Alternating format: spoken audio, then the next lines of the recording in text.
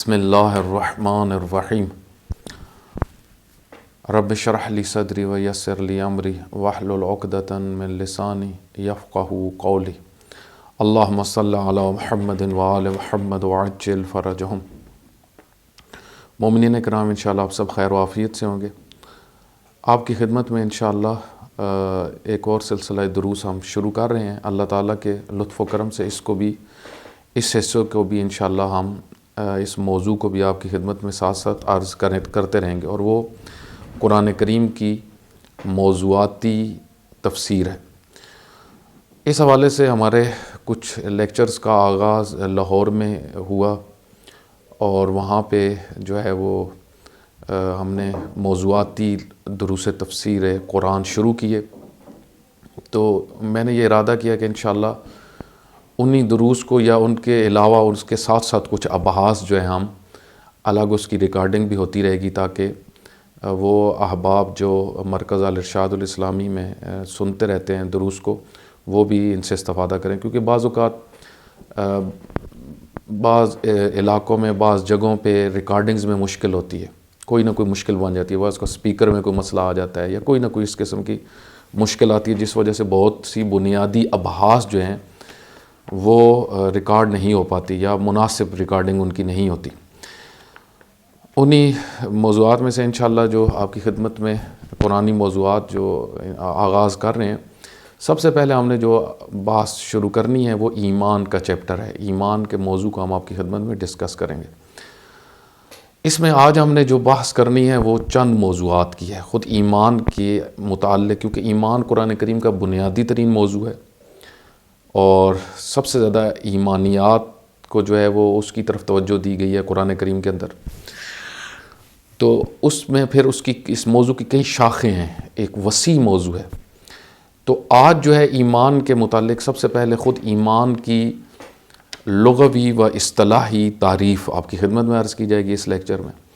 دوسرا خود یہ موضوع کہ ایمان کیوں قرآن کریم نے ایمان کو سب سے امپورٹنٹ موضوع قرار دیا ہے، اس کی وجہ کیا ہے کہ کیوں قرآن کریم کو کیوں ایمان کو قرآن کریم نے ہر جگہ پہ بیان کیا ہے۔ اول قرآن کریم سے آخر قرآن کریم میں اگر آپ دیکھیں تو سب سے زیادہ قرآن نے تمرکز جو کیا ہے وہ ایمان کے موضوع پہ، اس کی وجہ کیا ہے۔ تیسرا جو موضوع ہے وہ اور آخری موضوع ہوگا، اس کے اندر بھی پھر کچھ بحثیں ہماری آئیں گی، وہ خود یہ کہ ایمان اور علم میں کیا فرق ہے۔ ٹھیک ہے، ایمان کیا چیز ہے، علم کیا چیز ہے۔ اسی طریقے سے پھر اسی میں ایک بحث آئے گی کہ قرآنی نقطہ نظر سے ایمان کی جگہ کون سی ہے، یعنی ایمان علم سے کس طرح فرق کرتا ہے۔ ٹھیک ہے، تو اس کی جگہ کون سی ہے وہ انشاءاللہ بیان ہوگا۔ یعنی قرآن کریم نے ان موضوعات کو وسعت کے ساتھ تفصیل کے ساتھ بیان کیا۔ سب سے پہلے ایمان کی ہم لغوی تعریف آپ کی خدمت میں عرض کرتے ہیں۔ سب محققین نے جو اہل لغت ہے انہوں نے لکھا ہے کہ ایمان جو ہے آمنا یؤمنو سے ہے، ایمان آمنا یؤمنو ایمان، اور اس کا مطلب ہے امن، جو ہم اردو میں معنی کرتے ہیں امن، آرامش، سکون، اطمینان قلب، خطرات سے تحفظ، ٹھیک ہے، خطرات سے محفوظ ہونا۔ بعض جو قرآن و حدیث کے اسپیشلسٹ لوگ ہیں، جو اہل لغت بھی ہیں اور پھر قرآن اور حدیث کی لغت سے آشنا ہیں اور اس کے اوپر انہوں نے کام کیا ہے، وہ کہتے ہیں کہ ایمان اہل لغت کے نزدیک تصدیق کے معنی میں، تصدیق قلبی، یعنی دل سے کسی چیز کی تصدیق کرنا، تائید کرنا، قبول کرنا۔ تصدیق یعنی اس کو قبول کرنا، اس کی تائید کرنا، دل سے خود قبول کرنا پھر اس کی تائید کرنا۔ توجہ کریے گا،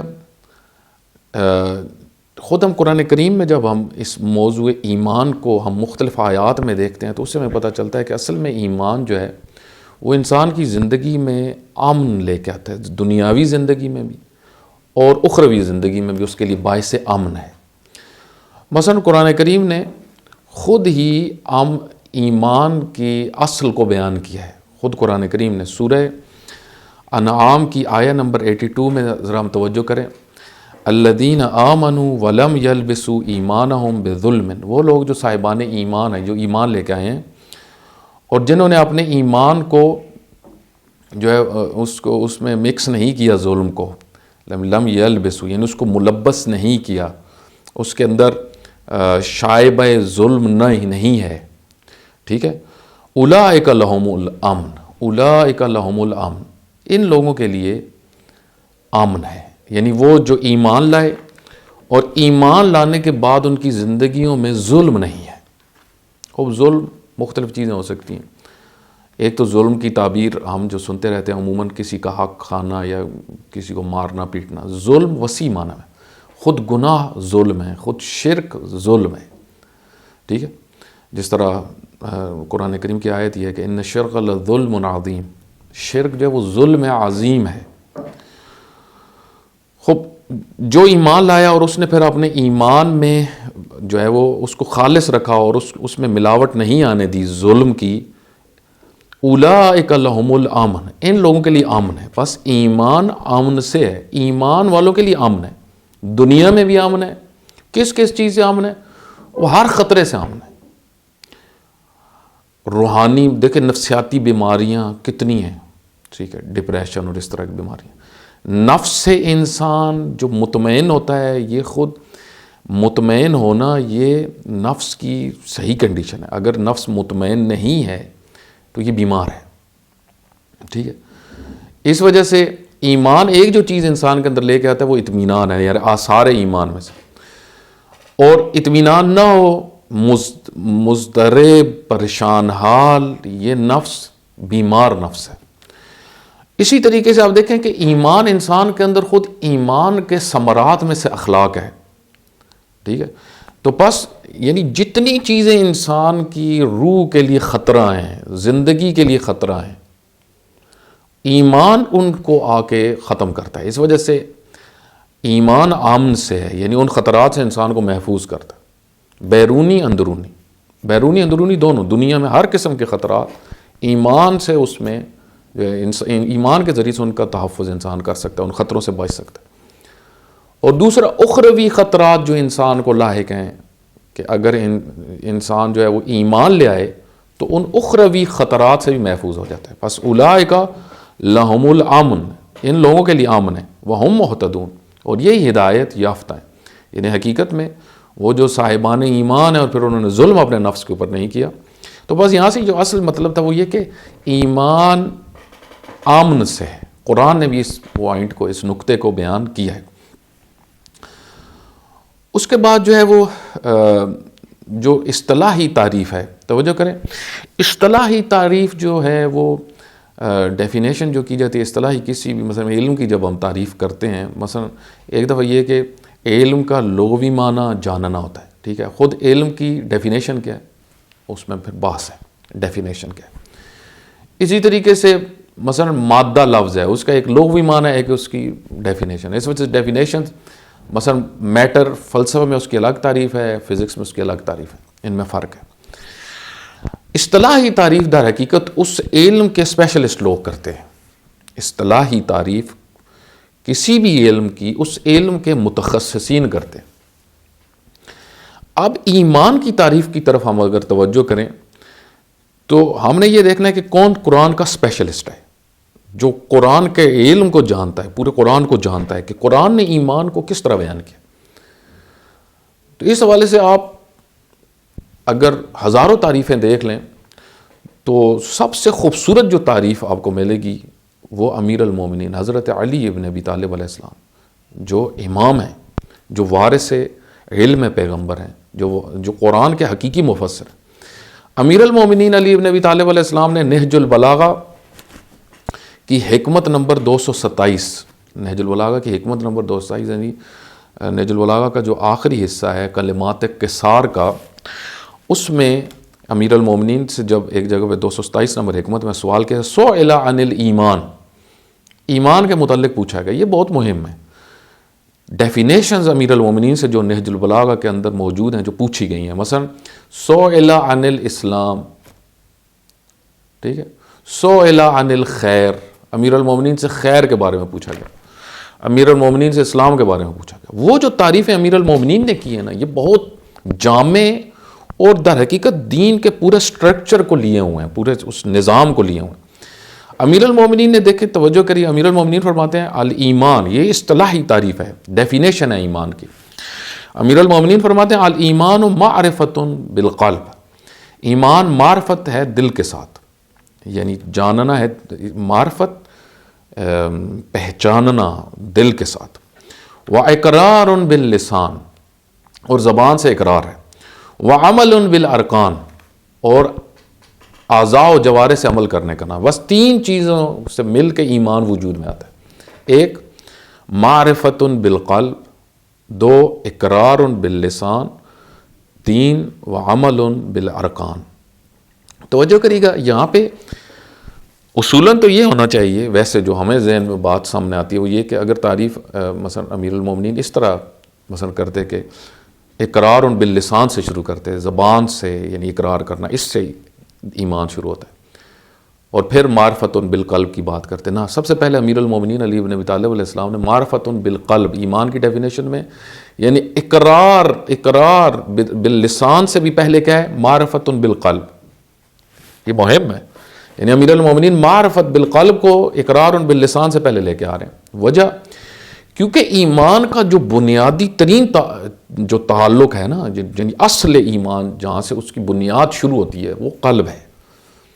ٹھیک ہے، پھر اس کا اظہار جو ہے وہ آپ کی زبان سے بھی ہونا چاہیے، آپ کے عمل سے بھی ہونا چاہیے، پھر کمپلیٹ ایمان ہوگا. ٹھیک ہے، کیونکہ بعض احادیث میں پھر اس چیز کی طرف بھی اشارہ ہوا ہے کہ اگر یہ تین مرحلے نہ ہوں تو ایمان نہیں ہے. یعنی قلب سے جو ہے وہ معرفت، وہ تصدیق آپ کہہ لیں، تصدیق، دل سے تصدیق کہ خدا ہے. ٹھیک ہے، رسول اللہ ہیں، فرشتے ہیں، قرآن کریم کتاب اللہ ہے، امیر المومنین امام حق ہیں. ٹھیک ہے، 12 ائمہ ہیں. یہ ایمانیات ہیں، یہ تصدیق بالقلب ہے. دل میں آپ اس کو یعنی گرہ باندھتے ہیں، اس نظریے کی دل کے ساتھ جوڑتے ہیں اس کو. اسی کو پھر آپ زبان کے ساتھ اس کا آپ اقرار کرتے ہیں، زبان کے ساتھ اقرار کرتے ہیں، اور پھر عمل بالایمان ہے. بس امیر المومنین کی اس تعریف سے ایمان کی ڈیفینیشن بالکل واضح ہوگی کہ ایمان ان تین چیزوں سے مل کے وجود میں آتا ہے. توجہ کریے گا، اس کے بعد جو اگلا جو ہمارا عنوان ہے وہ یہ کہ خود ایمان کیوں سب سے امپورٹنٹ موضوع ہے، سب سے امپورٹنٹ موضوع کیوں ہے قرآن کریم کا. اس کے اوپر بہت سارے تبصرے ہیں، لیکن ایک تبصرہ بہت خوبصورت جو شہید مطہری رحمۃ اللہ علیہ نے کیا وہ یہ ہے. ایک جگہ پہ وہاں پہ انہوں نے جب ایک جلد ہے ان کے آثار کی، 23 نمبر جلد ان کے آثار کی، اس میں انہوں نے عرفانیات کی بحثیں کی ہیں. تو اس میں ایک جگہ پہ 3 صفحوں میں صرف بحث شہید مطہری رحمۃ اللہ علیہ کی وہاں پہ نقل ہوئی ہے، جس میں انہوں نے ایمان و عمل صالح کے متعلق بیان کیا کہ کیا وجہ ہے کہ قرآن کریم نے اس کو مہم ترین عنوان قرار دیا، ایمان اور عمل صالح کو. فرماتے ہیں اس کی وجہ یہ، میں آج ایمان کے حوالے سے عرض کر دیں تو پھر عمل صالح ساتھ اس کو پھر بعد میں کسی موقع پہ ہم اس کو عرض کریں گے. فرماتے ہیں کہ جب انسان اس دنیا میں آتا ہے تو اس انسان کی خصوصیت یہ ہے جو اللہ تعالیٰ نے اس کے اندر رکھا ہے، اس نے کسی نہ کسی چیز کو ماننا ہے، کسی نہ کسی چیز کا انکار کرنا ہے. کچھ اس نے اپنے عقیدے بنانے ہیں، کچھ اس نے اپنے نظریات بنانے ہیں. اب جو یہ کہے کہ میرا کوئی نظریہ نہیں، اس کا بھی ایک نظریہ ہے. مثلا فرض کریں جو یہ کہتا ہے کہ خدا نہیں ہے تو یہ بھی تو ایک نظریہ ہے. جو یہ کہتا ہے کوئی نظریہ نہیں ہے، یہ بھی تو ایک نظریہ ہے. کوئی کہتا ہے کوئی چیز یقینی نہیں ہے، یہ بھی تو ایک نظریہ ہے. دیکھیں نا، بعض اوقات آپ مثلا کوئی کہتا ہے حقیقت نہیں ہے، آپ اس سے پوچھیں اچھا یہ بتاؤ یہ جو تمہاری بات ہے یہ خود حقیقت ہے یا نہیں ہے. لازمی بات ہے نا، جو تم کہہ رہے ہو حقیقت نہیں ہے تو یا خود یہ تمہاری بات حقیقت ہے یا حقیقت نہیں ہے. بالآخر کچھ چیزوں کا انکار ناممکن ہے، آپ حقیقت کا انکار نہیں کر سکتے. آپ جو خود کہہ رہے ہیں حقیقت نہیں ہے، یہ خود حقیقت ہے یا نہیں ہے. ٹھیک ہے، آپ جو خود کہہ رہے ہیں کہ میں کسی چیز کو نہیں مانتا، یہ خود یہ خود نظریہ ہے، میں کسی چیز کو نہیں مانتا. ٹھیک ہے، اس وجہ سے جو بھی دنیا میں آتا ہے، جو انسان بھی، وہ کسی نہ کسی چیز کو مانتا ہے، کسی نہ کوئی نظریہ رکھتا ہے، کوئی سوچ رکھتا ہے. ہر انسان جس طرح کہا گیا نا ہر انسان کا دین ہوتا ہے، ہر انسان کا. جو یہ کہتا ہے میرا دین نہیں ہے اس کا بھی دین ہے، کیونکہ دین کس کو کہتے ہیں؟ روش زندگی کو. ایک دین کی تعریف کیا؟ زندگی گزارنے کے اصول. اب جو جس طرح زندگی گزارا ہے وہ اس کا دین ہے.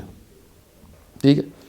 اسی طریقے سے ہر انسان کا اس دنیا کے بارے میں آپ دیکھیں، ہر انسان کو ایک نہ ایک سوچ رکھتا ہے. کوئی کہتا ہے کہ اس ہستی کو بنانے والا ہے وہ ایک ہی ہے، کوئی کہتا ہے نہیں وہ 3 ہیں، کوئی کہتا ہے نہیں وہ 2 ہیں، کوئی کہتا ہے کہ نہیں بہت سارے بنانے والے ہیں. مطلب یہ نظریات ہیں.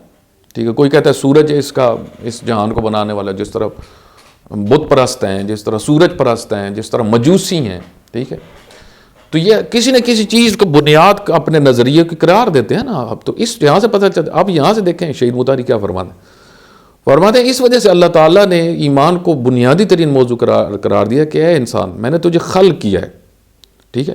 تو نے کسی نہ کسی چیز کو ماننا ہے، یہ کسی نہ کسی چیز کو رد کرنا ہے، کسی نہ کسی چیز پہ ایمان لینا ہے. تو مجھ پہ ایمان لے کے آؤ، میرے رسولوں پر ایمان لے کے آؤ. یہ جو میں بات یعنی اللہ تعالیٰ یہ جو آرڈر دے رہا ہے یہ خالق ہونے کی وجہ سے، رب ہونے کی وجہ سے، مالک ہونے کی وجہ سے، کہ مجھ پر ایمان لے کے آؤ، میرے رسولوں پر ایمان لے کے آؤ، میری کتابوں پر ایمان لے کے آؤ. یہ مطلوب ہے تب تم کامیاب ہو. اسی طرح بالکل عمل کی بات ہے. عمل ہر انسان کچھ نہ کچھ کر رہا ہے. ہر انسان، حتیٰ انسان سو بھی رہا ہوتا ہے تو اس کا دماغ کچھ نہ کچھ کر رہا ہوتا ہے، وہ خواب دیکھ رہا ہوتا ہے. ہر انسان ہر لحظے کچھ نہ کچھ کر رہا ہے. جب کچھ نہ کچھ ہر کسی نے کرنا ہے تو دین اللہ تعالیٰ کیا ارادہ رکھتا ہے؟ اللہ فرماتا ہے عمل صالح. مجھے تم سے عمل صالح چاہیے. عمل تم نے کرنا ہے لیکن مجھے صالح عمل چاہیے، مجھے تم صالح نظر آؤ. بہت امپورٹنٹ چیز ہے. دنیا میں کوئی ایسا نہیں ہے جو کچھ نہ کر رہا، ہر کوئی کچھ نہ کچھ کر رہا. تو اللہ کیا ہے؟ اللہ فرماتا ہے میں نے تمہیں خلق کیا، مجھے ایمان چاہیے اور عمل صالح چاہیے. بہت مہم ہے. یہاں سے پتہ چلتا ہے کہ ہر انسان کی ایک راہ ہے، ہر انسان کا ایک نظریہ ہے، ہر انسان کا ایک عمل ہے. دین اللہ بندے سے یہ چاہتا ہے کہ تمہیں مومن ہونا چاہیے اور تمہارے اندر جو ہے عمل صالح ہونا چاہیے. اس وجہ سے یہ قرآن کا امپورٹنٹ ترین موضوع ہے ایمان. یعنی اللہ پر ایمان لے کے آؤ. جب اللہ پر ایمان لے کے آؤ گے پھر اس کے رسولوں پر ایمان ہوگا، پھر اس کی کتابوں پر ایمان ہوگا، پھر جو ہے وہ آگے بات بڑھے گی. ٹھیک ہے. پھر اللہ تعالیٰ سے متعلق جو چیزیں ہوں گی، جو ایمانیات کیسے ان پر ایمان لانا پڑے گا. خوب، اس کے بعد ہم بڑھتے ہیں آگے اپنی بات کی طرف کہ جو ہے وہ علم اور ایمان میں کیا فرق ہے. دیکھیں علم صرف جاننا ہے، ایمان کا تعلق قلب سے ہے. ایک ہے صرف جاننا، ایک ہے ماننا. ٹھیک ہے. قرآن کریم نے اس موضوع کو کہاں پہ بیان کیا، میں وہ آیت آپ کی خدمت میں عرض کرتا ہوں. اگرچہ یہ تفصیلی موضوع میں نے یہاں پہ صرف اشارہ تھا، آپ کی خدمت میں عرض کرتا ہوں. پھر جب اگلے لیکچرز آئیں گے تو اس میں تفصیل سے بیان کروں گا.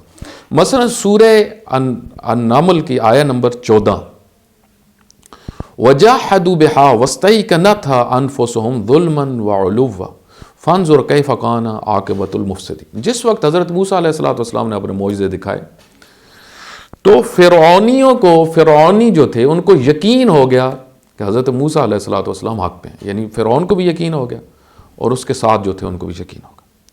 وَجَاحَدُوا بِهَا، انہوں نے جہود کیا، انکار کیا ان معجزوں کا. حضرت موسیٰ علیہ السلام جو معجزے لے کے آئے تھے ان کا انکار کیا، یعنی اللہ کی ذات کا انکار کیا.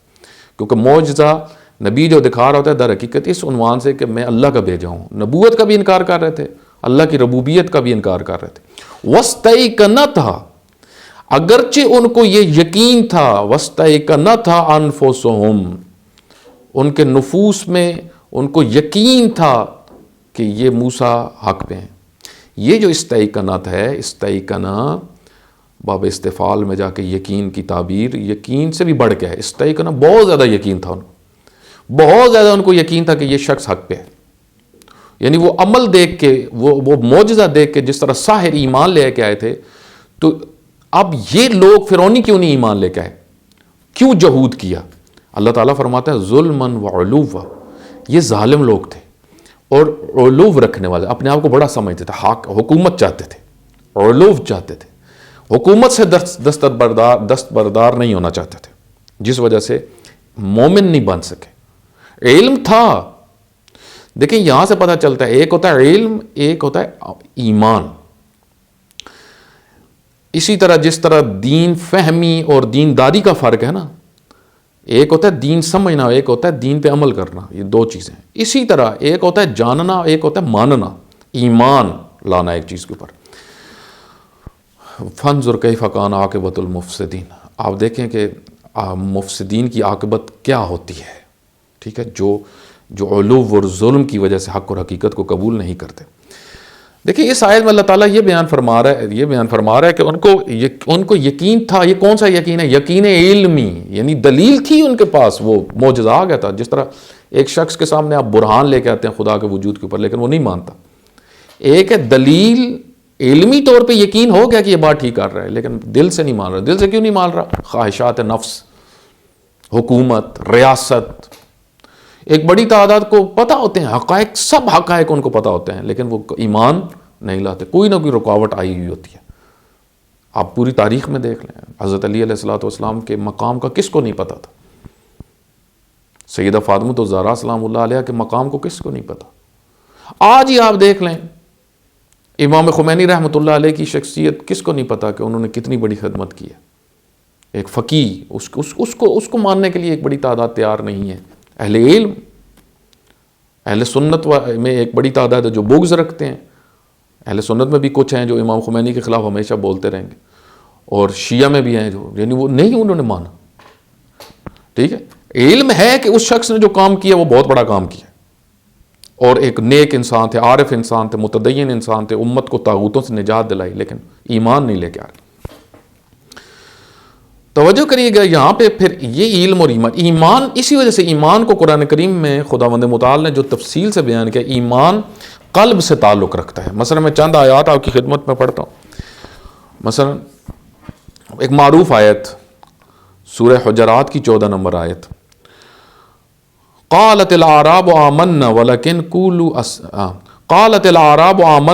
لم تؤمنوا ولکن قولوا اسلمنا لم يدخل الایمان فی قلوبکم. اعراب آ کے کہتے تھے، اعراب نے آ کے کہا ہم ایمان لے آئے. کہہ دیجئے تم ایمان نہیں لے آئے، ابھی تم مومن نہیں بنے.